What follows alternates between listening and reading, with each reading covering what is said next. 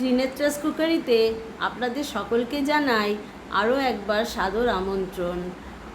আপনাদের জন্যে আজকে একটি অতি সুস্বাদু রেসিপি নিয়ে হাজির হয়েছি, পালং শাক দিয়ে ছোলার ডাল। কড়ায় সর্ষের তেল দিয়েছি, তাতে 1 চামচ ঘি দিয়ে দিলাম।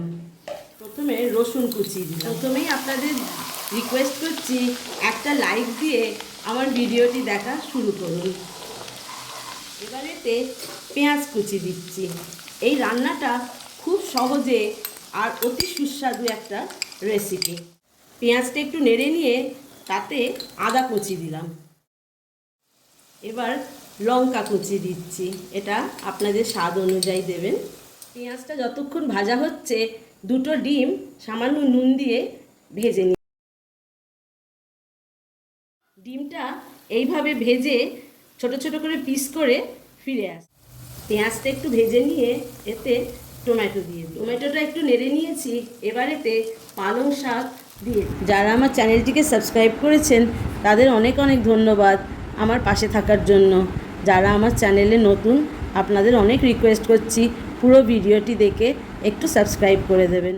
পালং শাক থেকে জল বেরিয়ে গেছে, এই সময় এতে হলুদের গুঁড়ো দিয়ে দিচ্ছি, একটু কাশ্মীরি লঙ্কার গুঁড়ো দিচ্ছি। পালং শাকটা একটু কষে নিয়ে এর ভেতরে এবারে ছোলার ডাল দিয়ে দিচ্ছি। ছোলার ডালটা সেদ্ধ করে রেখেছি, এমনভাবে সেদ্ধ করেছি যাতে পুরোটা গলে যায়নি, এইভাবে সেদ্ধ করেছি। দেখুন টিপলে সেদ্ধ হয়ে গেছে কিন্তু গলে যায়নি, এইভাবে সেদ্ধ করে রেখেছি। পুরো ডালটা গলে গেলে খেতে ভালো হবে না।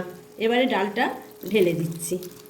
আন্দাজ মতন নুন দিয়ে দিলাম। এটা একটা খুব হেলদি রেসিপি, এটা আপনারা রুটি, লুচি, পরোটা সবার সাথেই খেতে পারেন।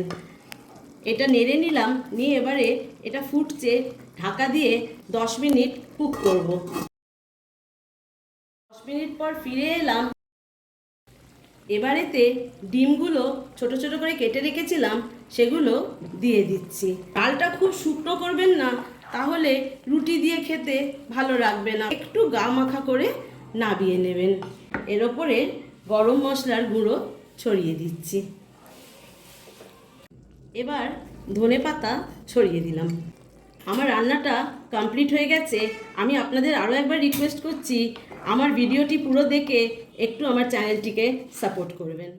আপনাদের কেমন লাগলো একটু কমেন্ট সেকশানে লিখে জানাবেন, একটা লাইক দেবেন, একটু শেয়ার করবেন। ধন্যবাদ।